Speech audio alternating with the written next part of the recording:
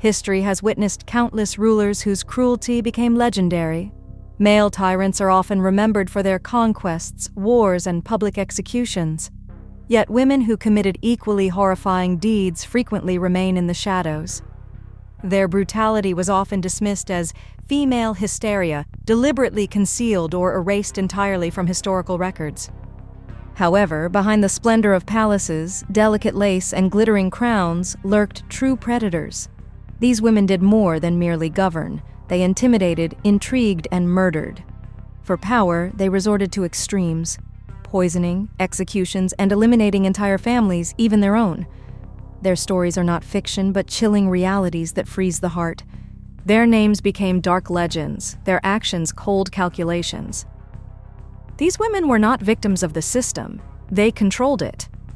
Each left behind a legacy that can only be approached with dread.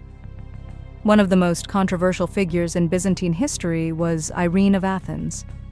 A noblewoman without royal blood, she entered court as the wife of Emperor Leo IV.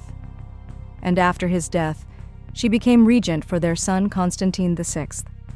At that time, Byzantium faced a crisis of leadership, and Irene seized the moment. She solidified her rule by eliminating political opponents, including members of her husband's family. Even after her son reached adulthood, she refused to relinquish power. When Constantine tried to assert himself independently, Irene ordered his arrest and blinding. The place chosen for this punishment, the room of his birth, symbolized a complete rupture from the past. Constantine soon died from his wounds, allowing Irene to formally ascend the throne as sole ruler. Her reign was marked by repression, conflict with iconoclasts, conspirators, and religious opponents. Despite her political savvy, she was deeply unpopular. Even Byzantines, accustomed to harsh rulers, found her cruelty excessive. After a coup, she was exiled to Lesbos, where she died in poverty. French Queen Catherine de Medici went down in history as the Black Widow and architect of one of Europe's bloodiest massacres, the St. Bartholomew's Day Massacre of 1572. But her journey to power was just as grim as her rule. Born into the influential Florentine Medici family, Catherine ascended to the French throne through marriage to Henry II. After his death, she governed in the name of her underage sons. Amid religious wars, she sought to maintain Catholic dominance by any means necessary. Under the guise of a royal wedding, she lured Huguenot leaders to Paris and ordered their mass slaughter. Screams echoed through the city, rivers filled with corpses. Thousands died in a single night. Catherine had prepared victim lists in advance and issued identification badges to her supporters. Her tyranny did not end there. At court, she maintained a staff of poisoners and a laboratory producing poisons disguised as perfumes and cosmetics. Rumors even circulated that her daughter-in-law, Jeanne d'Albret, was poisoned through perfumed gloves. Catherine also commanded her notorious flying squadron, ladies-in-waiting who seduced and blackmailed courtiers. Her own sons, Francis II, Charles IX, and Henry III, were merely puppets in her hands. Each died under mysterious circumstances, fueling speculation that Catherine eliminated them when they threatened her control. She died in 1589, leaving France engulfed in religious turmoil.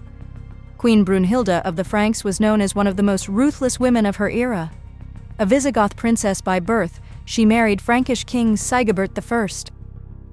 Her path in history quickly turned bloody, far beyond political maneuvering.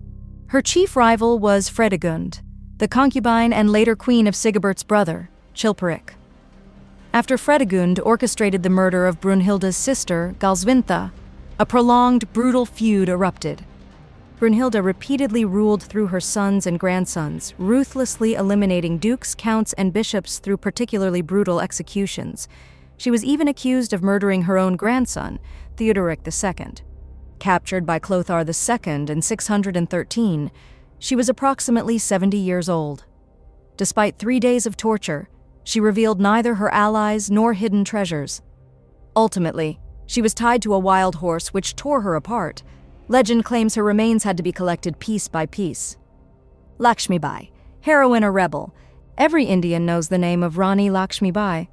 Her story symbolizes courage and female strength under colonial oppression.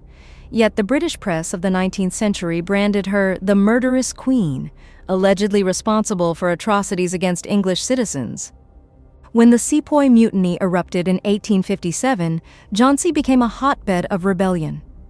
British garrisons were slaughtered, and though Lakshmi Bai proclaimed her innocence, she was held responsible. Later, she donned armor, took up her sword, and rode into battle. Disguised as a man, sword in hand, she led forces against the British. She died in combat in 1858. Her body was cremated by her followers to prevent it from falling into enemy hands. Her name has since become a symbol of Indian resistance. Mary thus Tudor was the eldest daughter of Henry VIII. Devoutly religious from childhood, she was raised in the Catholic faith. Following the death of Edward VI and the brief reign of Jane Grey, Mary became England's first reigning queen. Her 5-year rule was infamous for brutal religious persecution. Approximately 300 Protestants were burned at the stake, including Archbishop Cranmer and other leaders of the English Reformation. Mary's marriage to Philip II of Spain sparked widespread resentment. Her infertility and phantom pregnancies shattered her mental health, plunging her deeper into fanaticism and isolation. Upon her death in 1558, Elizabeth I ascended to the throne, restoring Protestantism. Thus began a new era, while Mary entered history as Bloody Mary, the queen who tried restoring Catholicism through fire and sword. Chinese Empress Wu Zetian was a unique figure in imperial history. Starting as a concubine to Emperor Taizong, she later married his son and eventually seized absolute power. Wu Zetian eliminated rivals mercilessly. Historians claim she smothered her own infant to frame the empress, taking her position.